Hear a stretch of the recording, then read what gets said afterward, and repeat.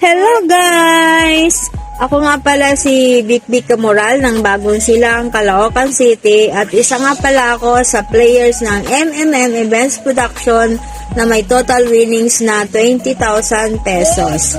So bali nga pala guys, gusto ko ring i-share yung blessings na natanggap ko mula sa MMM Events Production. So, bali kasi, ang layunin ng Events Production is yung makatulong sa kapwa. So, bali, yun din po ang gagawin ko para makatulong din ako sa mga taong nangangailangan. Kaya, share the blessing. So, guys, samahan nyo ko hanggang sa dulo. Tara! So, ayun na nga guys. Bali nga pala, ito yung gagawin kong baling i-share ko din sa kanila.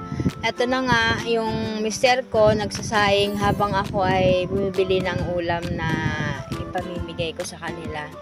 So, ayan, hugas-hugas lang siya ng bigas. Bago kasi ako umalis na bumili ng ulam, sabi ko sa kanya, ikaw na magsaing. Para pagdating ko, magluluto na lang ako ng ulam. Ay, buti na lang nakinig naman sa akin. Minsan kasi guys, hindi nakikinig yan sa akin, lalo na pag nakatutok na sa cellphone. Ay nako, ganun di ba mga mister nyo, pag nakatutok sa cellphone, wala nang ibang naririnig. So, ayan na nga guys, isinalang na niya yung sinaing habang ako naman ay nasa palengke pa, bumibili ng ulam.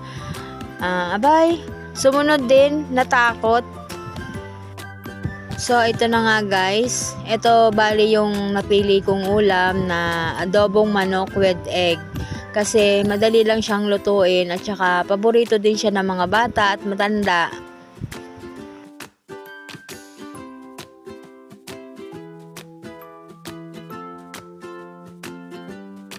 Tadadan! Ayan na, luto na rin yung kanin. Pwede na natin siyang i-prepare at ilagay natin sa styro.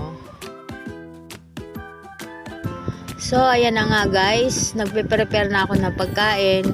Medyo nga pala nagmamadali na ako dyan kasi dumidilim na yung paligid. So, guys, kahit hindi man to karami or hindi man ganun kabongga, kasarap na pagkain, at least mapunan ko man lang yung mga kumakalam nilang sigmura.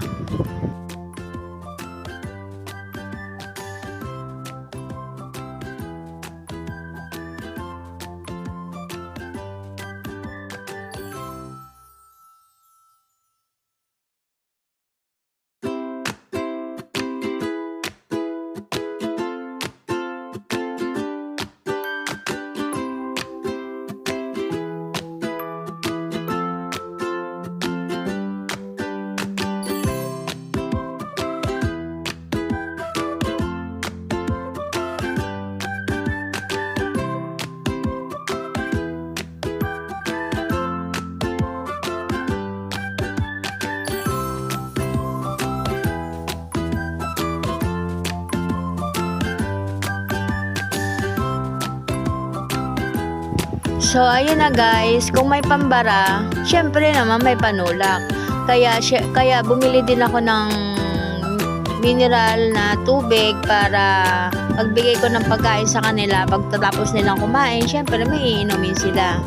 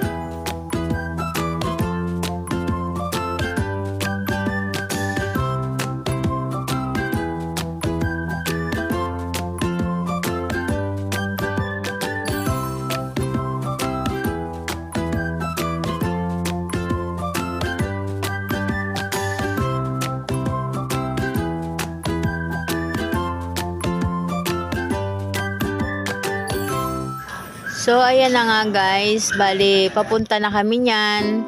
At saka kasama ko nga pala yung asawa ko dyan. At syempre, ang aking videographer ng aking anak. At saka alam nyo ba guys, mahaba-habang kumbinsihan pa yan bago yan pumayag na samahan ako.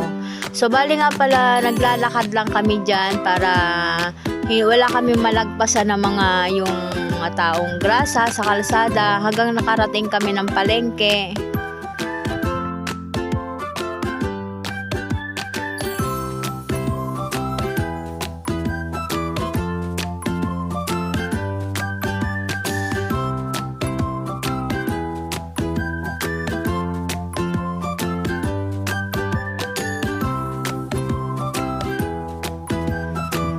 So, ayan na nga guys, malapit na kami sa palengke at may nakita na ako mga batang, mga naglalaro sa gilid ng kalsada at saka matatanda. So, ayan, nagsimula na kami mamigay dyan at tuwan-tuwa sila sa mga binigay namin. Yung mga ngiting makikita mo sa mga mukha nila, sarap sa pakaramdam.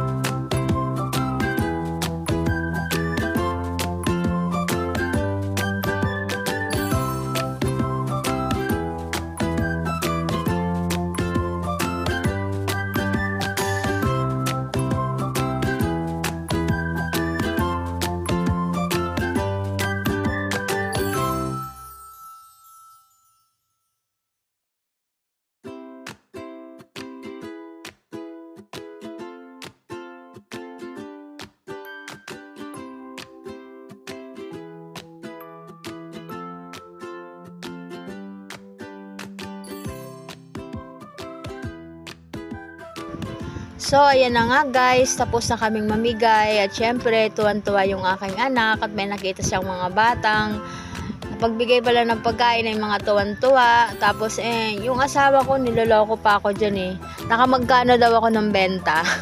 Ayan, inabot na kami ng dilim, pauwi na kami. So, bali, naglakad na nga lang pala kami ulit pabalik. So, bali nga pala guys, habang naglalakad kami pauwi, nadaanan namin yung simbahan. At syempre, nagdasal muna ako saglit, nagpasalamat sa blessing na natanggap ko. At syempre, pinagdasal ko din yung Events Production na nagbigay sa akin ng opportunity para mabigyan ako ng blessing.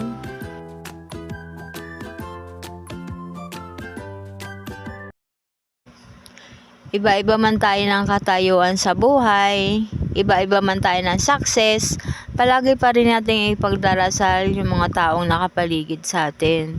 Masaya man o malungkot ang buhay, palagi pa rin nating ipagpasalamat sa Panginoon ang lahat. Malaki man o maliit na bagay, paliin pa rin nating maging mapagpapala sa iba.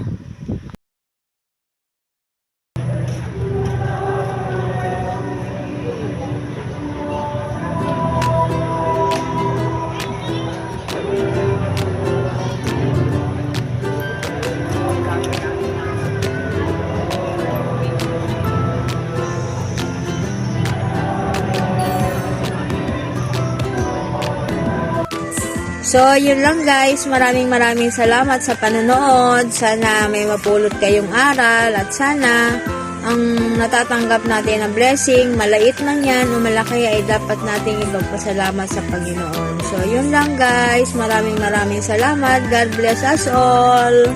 Bye!